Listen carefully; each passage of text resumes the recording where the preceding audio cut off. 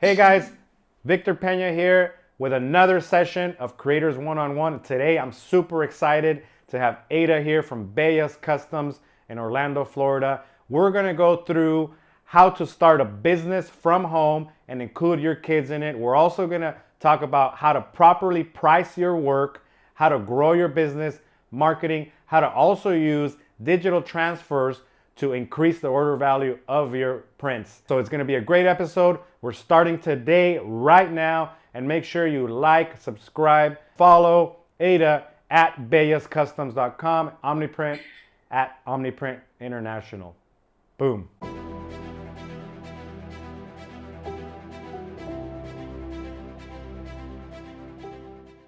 Hey guys, Victor Pena here, founder and CEO of OmniPrint International, and we're here to do another session of Creators One-on-One. And the main goal, guys, is to empower you guys to grow, empower you guys, and give you guys insights. I always have winners that come to the show to share with you guys how they started, how they did it. And today I have Aida from Bellas Customs. Aida, thank you so much for being here. I really appreciate it. Appreciate you guys having me. Tell us a little bit about yourself, where you're at. Tell us about your business, and we'll get started there. My name is Aida, owner of Bayas Customs in Orlando, Florida. I started the business in July 4th of 2020, so last year, basically. Yeah. I had to look at the paper again. I started with a Cricut, and then I decided that I wanted to do something better. I was tired of limiting myself and my customers and telling them that I couldn't do a certain image. So I did my research and I found the best machine on the market. And ever since then, I enjoy making t-shirts. I actually love to create something and put something on and say, hey, I made this. Not so much on the art side, but I need to get better on that. Ness kind of been telling me and pushing me like you need to get better with your work and your art. But I love printing. I love, creating and making something and bringing someone's logo or art to life on apparel. So it's really what made me get into it. I Honestly, I just love want to that. build an empire for my children. There you go. Build an empire for your children. So tell us a little bit about that. I have two, a 15-year-old daughter and a 4-year-old son. Wow, that's awesome. This is a different insight, right? Because a lot of people want to get in or want to grow their business and they're saying, hey, well, I also have kids. So how are you doing that? How are you integrating that into your life? They know that mommy's work is basically, this is my living room. I've turned my house around to create a business, and they know that my son actually, he likes to work the pre-treatment machine, and my daughter helps me press. So I try to, get them involved and let them see that, life isn't easy and money doesn't grow on trees and you got to work hard to make it. So really, I got myself into this as well because I wanted to be able to be home for my kids. I wanted to be able to be there when they got home from school. And with this business, you can be home. You can still work and still be there for your kids. There is long nights sometimes, but you're here, you're home, it's what matters. So that's really why I really wanted to get into it as well too. That's awesome, guys. So remember, we have to listen when people are doing stuff and taking control of their life. I always say, take control of your income, take control of your life. And Ada's saying that if she wanted to be with her kids and have more time there, if you guys want to do that, somehow you have to make it happen. It doesn't mean like, all right, now you don't have to choose between money and your family. You can actually integrate the two, because a lot of people think, hey, I want work-life balance. But for example, Ada's targets is to build an empire for her family, right? So there's no balance to that. There's no balance to that. So there's no excuses. What'd you do before? Like when you had a job, or what'd you do before? I was in the auto industry. So I worked basically in the auto body shops. I worked for O'Reilly's for a few years. Basically all auto, anything that had to do with the auto industry, I can do it. I can change your brakes.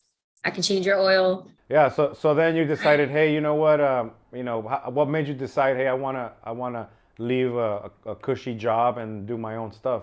Honestly, I got tired of waking up to make little to nothing and have no time for my family. I would come home and I'd be tired and still have to cook and clean, and it was a lot. It was overwhelming to not even still be able to cover, whatever bills. It wasn't worth it to me, and I felt like I could do so much better, and I can offer so much more. So, creating my own business and being able to create my own hours and work when I need to is the best. Today I can say, you know what, I don't want to work today. I don't want to make no money. And then tomorrow I can say, you know what, I'm going out there and I'm going to sell 500 shirts. That's it. It's the best thing, that you can do. It's easier said than done, obviously, but it's possible. And that's what I like about it, that it is possible. I love that. And your limitations and your own mindset, right? So mindset's important. If you set up big goals like create an empire, then you know that you don't have excuses, and you know that if you want to get there, then you got to work.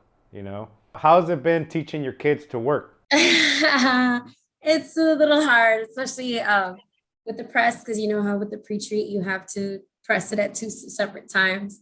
So my daughter, she kind of like loses focus sometimes, and she's like, "Mom, lost the setting," and I'm like, "Pay attention." But it kind of creates a bond, honestly, between me and her, because we bump heads. She's a teenager, so. But I've noticed that when I have her working and I say, "Hey, I'll pay you, 20, $30. Can you pre-treat these shirts for me?" And I tell her, pre-treat is the most important part. So if you mess up on that pre-treat, my print is gonna come out bad. So I try to give her that responsibility, and she feels good when those prints come out. Oh my God, Mom, we did that together. I think that's the best part about it, that we can bond and create something together, as well as, pay for the bills at the same time. It's the best part. I love that. And it's actually, these are your first employees. So Yeah. you're pretty much learning how to deal with, production and schedules and keeping employees motivated. They just happen to be your Yeah. kids. Like, what kind of hours are you working right now?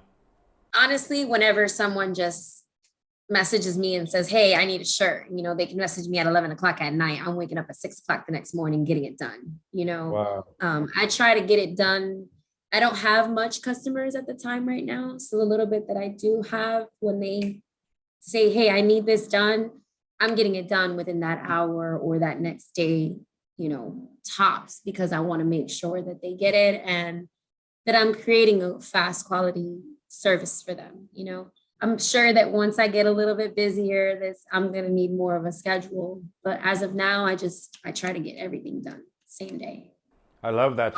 So you're focused. Guys, remember, she's focused on quality and she's focused on giving great customer service as she builds her customer base, right? Correct. A lot of you guys try to be more transactional and don't make relationships with your customers. And at the beginning, you have to cater. You have to. I'm not saying charge cheap. I'm just saying offer a lot more value than anyone else can give them, right? So that's a great point.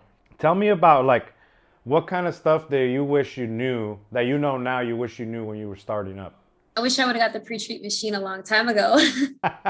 There you go, guys. Get a pre-treatment machine. Jesus. Definitely have to get that's the most important part, is the pre-treatment machine, because no matter what you do, if that pre-treatment is not laid on correctly onto that shirt, no matter how great the quality of the art is, the print is not going to come out that great. So pre-treatment machine is definitely the good investment to incorporate when you're getting the machine, because doing it by hand is just not that good. Or, a lot of the times people want to save their last buck, but they don't think about what's required for the quality and what's required to actually have an easier operation, right?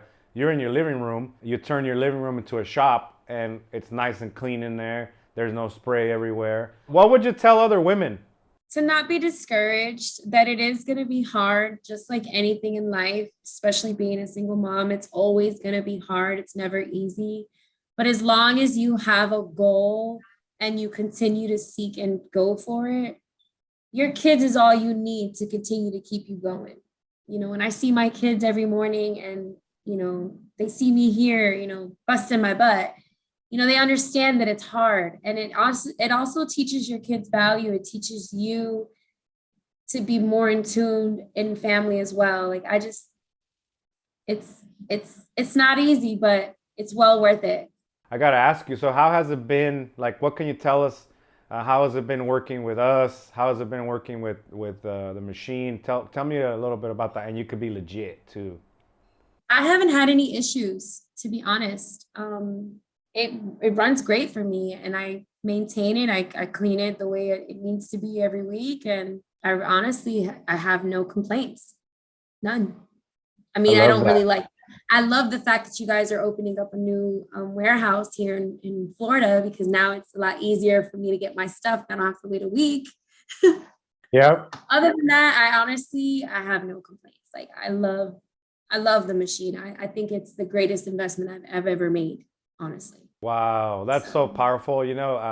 When we're starting off, people ask me sometimes, what made you start this? And at the beginning, I'm like, "Dude, I just needed to, I wanted to create something to feed myself and my family, right? But now, when I see you guys and I see you guys making money, I see you guys like taking care of your kids, working from home, starting a business, it fires me up to do more of this stuff because growing a business like this is crazy difficult. But the more Aidas out there that we can help grow, that fires me up, makes me get up in every morning. So super cool to hear. When you were going from the cricket, like what made you decide to go like through DTG and what made you decide to get the FreeJet? I did my research. I was on YouTube every day reading and reading reviews. And I kind of got scared at first because they said that if you had a DTG machine, you had to make sure that you were printing 10 to 30 shirts a day. If not, the machine would get messed up. And I'm like, oh my God, I don't want to risk spending, thousands of dollars on a machine that I didn't even have customers. I just kind of went in the whim and was like, you know what, I'm just going to do it. I had the credit and I got a good percentage, and I was just like, I'm just going to go for it.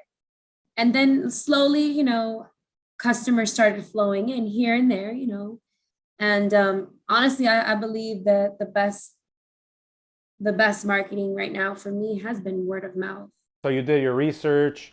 You're like, all right, I wanna do DTG. What led you to us and the machine? The fact that you guys were the only ones that have a wet capping system, and the fact that I didn't need to make sure that I ran the machine every single day, that is what I loved about it. And that's really why I went with you guys' machine, because I was, like I said, scared that I didn't have any customers at the time. So let's say, for instance, another machine, I don't know what the brands, sit for a while, I was scared that I was going to end up wasting more money versus making money. So the FreeJet was the best option for me at the time. What's your next goal? Like, how do you want to grow it? I want a storefront, and have, nice official clothing in there, but I would need a artist on deck because I'm not good at drawing. I'm learning, I'm trying. But I really, yes, I want a storefront, or at least, have an artist on deck that can supply me artwork that I can put into storefronts, into other people's storefronts. And so, for instance, like Ness, Retro Kings, how he's creating his store, and I'm like, wow, that's a goal. That's to make shirts, make art, and then have people want to wear it. That's you know really where I want to. Because I mean, making things like this off of Google, I don't want to. So you want to build a brand. You wanna go out there. You want to have more designs. I love that. And so, how do you plan to get there? Practice, just continuing to put my all into it, and honestly, I just need to find my niche, or what it is that I can do very well, and sell it. You know, right now I've noticed, like for instance, those shirts that Nest does over there with the Dipsy and things like that. I've tried to sell those over here, and it's just like that market. It's not the same as LA and over here. The people don't wear the same things from over there to over here. So he's like, you need to find your niche, and I'm like, I don't know what it is. I'm trying, but You know, one thing that we're gonna do, make sure you follow that journey. We're literally starting today. We're gonna build a brand from zero to profit in 90 days with no money. We're doing it like an incubator here, so we'll link it below and we'll link the story. So make sure you tap into that once we start posting, and maybe some tips will come up. You know, I've seen this many times, so we decided, hey, you know what? Like, we want to show people how you can grow, how you can do it, how you can find your brand, find your niche, find the blanks, all that stuff. So we're gonna do it from 0 to 100 in under 90 days. So it's gonna be nuts. Like, what are you doing now that sells the most for you? Like printing for others, like you're doing fulfillment, like what are you doing? I have, for instance, like videographers or there's like teams that they have out here, like little biker crews and car shows. And I just print their logos and their businesses right now. So basically I just target businesses and like teams and things like that. Custom work like birthday parties, baby showers, and nothing really specific though. It's just kind of hit or miss here or there. But mainly all of my work really is like word of mouth or Instagram. A lot of people say, oh, you know, I don't want to put my stuff out there on Instagram. Like, what can you tell people out there on what they need to do about social media? Honestly, social media is the new wave. No one will, even the more we try to, hide it or not accept it, but that it's where it's at. It's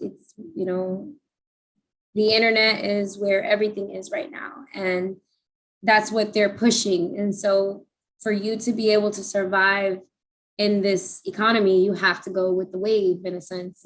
I think that social media is mainly where it's at, because if you think about it, you go to a restaurant or you go to a store, or you go to a doctor's office, everyone is scrolling on their phone. There's not one person that you cannot tell me that's not on their phone, whether it is social media or whether it's the internet, they're on their phone, they're on the internet. And that's honestly where everything is selling, is the internet.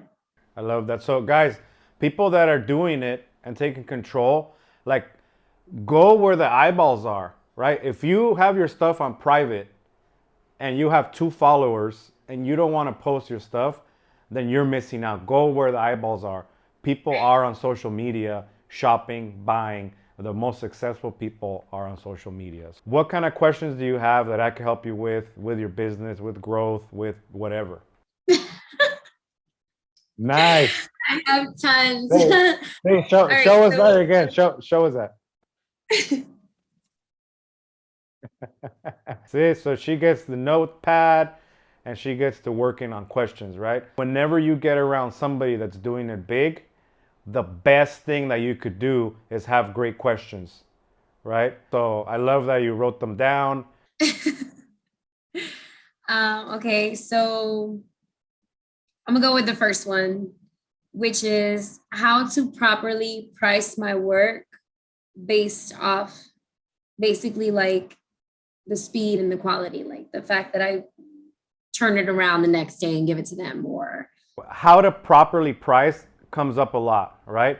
But let me preface this by saying this key thing. Price is only an issue in the absence of value, right? So guys, stop working and trying to figure out how to drive your prices down. As a matter of fact, if you test prices sometimes, you will perform better charging more, right? So for example, for you, Ada, since you're printing the highest quality and your turnaround is so fast and you have one-on-one personalized service, guess what? Your pricing should be going up, right? And if people say, hey, I saw this website and it's $5.99, well, okay, that's great, but that's a different product. What I offer, my top 3 things that I offer you is 1, 2, 3, quality, fast delivery, and I offer you, my one-on-one service. You can't get that through any other website. So that's why, the price is what it is, right? So you're always going to have people that tell you that your price needs to be cheaper. You're always going to have that. So you're focused on what kind of value you're bringing to the table, is number one.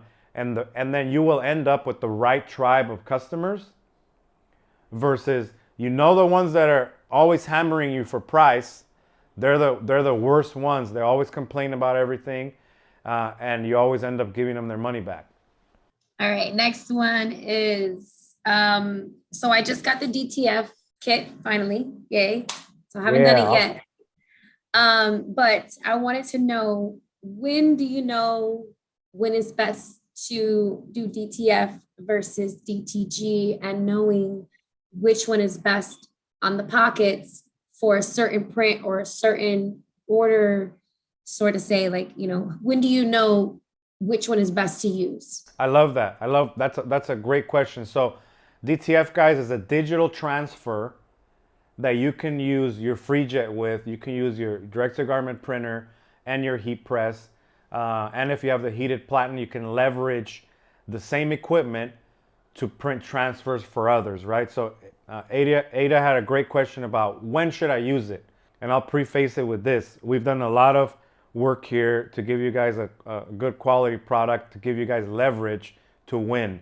Most direct-to-garment companies, most direct-to-garment manufacturers have decided to stay away from it and shy away from it. We're leaning in. Why? Because whatever it is that I could see that provides some value for our tribe, our customers, then we're going to do that, right? So the best things that I like it for is adding value to your existing order, right? So number one, you're going to do like custom neck tags with it, because it's a smaller print, and I can do 20, 30 neck tags on one print, right? And I could do small, medium, large, XL, and offer it as an upsell to a customer, right? So now you're bringing value. You could do $1, $2, $3 to do a neck tag. Why? Because they're already going to go do a neck tag somewhere else. Now you can do it digitally, and you could do it profitably, and that's a great way to use your digital transfers to add value to an existing order. Another thing that I like it for is like chest logos, because again, I could do multiple up, right? Multiple up means I could print like 20 in one sheet, cut them up, and then transfer them over. And then that reduces my time. What I didn't like it for that much is to do a full front, because by the time I do the printing, by the time I do the powder and the baking and all that stuff, I would have already pre-treated, printed, and all that. And the feel of DTG is what people go for the premium quality. A digital transfer is still a digital transfer, so the feel is different, right? So you want to know what you're doing there. I would recommend always, now that you got your kit, test it, print one full front with DTG, print it with the transfer, and then have the difference in feel, and you can make a decision, right? I don't like that feel of a transfer, especially in the sun and all that. When the print is huge, you feel it. When it's not huge, then it's nice, right? The third thing I like about it is that you can transfer on other hard to print things, right? Backpacks, bags, all sorts of other stuff, umbrellas and all that stuff you can start doing. If you find a niche of customers, for example, that wants certain tote bags or custom umbrellas or whatever that kind of stuff is, or the nylon jackets, then you can use for that stuff, right? Again, smaller logos are better on that stuff. The other thing to consider is that if you have, let's say you have gradients, you have stuff that fades into your shirt, you'll have to use DTG for that, right? Because a transfer requires more of a vector type image, which means that it has clean lines. Like this one, it would have like, no flames, nothing that you can't vectorize and have a clean cut line. Think about a transfer being very similar to a print vinyl, but with a better feel, better cost, and all that stuff, right? So, and you can use your existing equipment to leverage it. So those are the main things I like about it. Like you guys know, no one piece of technology or equipment can handle all sorts of your decoration, right? So this is just another tool you have in your tool bag to provide more value and add, add order, like add a different revenue line to your existing customers, right? Let me put it to you like this. How do you increase your income? One of the ways is to increase the average order value of what you're already selling, right? So for example, if I'm already selling this shirt for 25 bucks and I'm already doing the work, I already did the marketing, I already got the customer, and I say, hey, for another $3, I can do a nice custom neck tag, and now you raised your price, your average order value. That's a way to raise the income. And if you do that repeatedly to a high percentage of your sales, by the end of the year, your income will be drastically higher, right? So those are the kind of things that I liked about the transfers and the DTF. And it's a great question because a lot of people don't ask it. So yeah, so I love that. I guess the next one would be, is there any really easy way to know, like, for instance, like, let's say I get a lot of customers that'll send me an image. Like, is there a better way to be able to know if the print is going to come out great or bad before printing it? It's a great question. So one thing I gotta tell you, make sure you're joining the Wednesday Creators Live because we go through a lot of different things for free for all of our customers with training on how to do different things, right? So this is a great question. So you have to understand when it comes to printing, the number one thing is your image quality, right? So if you're using Photoshop, make sure that you're always checking the DPI and the size of that artwork. So for example, go to edit image size in Photoshop and you could see exactly what they sent you. So for example, if it's 2 inches by 2 inches, 72 DPI, it is not gonna work. If it's your eyes will tell anything, can't tell much of a difference, anything over 150 DPI, make sure that's the bare minimum. Ask your customers for 300 DPI stuff that's sized to the print size, and then you will see it. But you have to be able to tell on the edges when stuff's blurry. You have to be able to tell in Photoshop yourself, right? So go through those. Make sure you join those creators live sessions, and also hit up YouTube and see how you can tell the difference between a good image and a bad image. I want to make sure that you let people know, like, where can they order from you, how can they get a hold of you, your Instagram, your website, share all of that. Where can people connect with you? I have a website, www.beyascustoms.com. I also have Facebook and Instagram, which is at Beyas Customs, BEYASCUSTOMS. Basically, you can just find me here. I love it. I love it. Well, thank you so much, Ada. I really appreciate you being here. It was a great time. We're always here to help you grow. Thank you so much again. And guys, make sure you follow, subscribe, hit the bell, and also hit up Ada so that you can help her grow as well. And if you need stuff printed in the East Coast, she's your girl. All right. And stay tuned to different episodes. And again, subscribe, like, and follow us at OmniPrint International everywhere. Thank you guys, and be great. Thank you.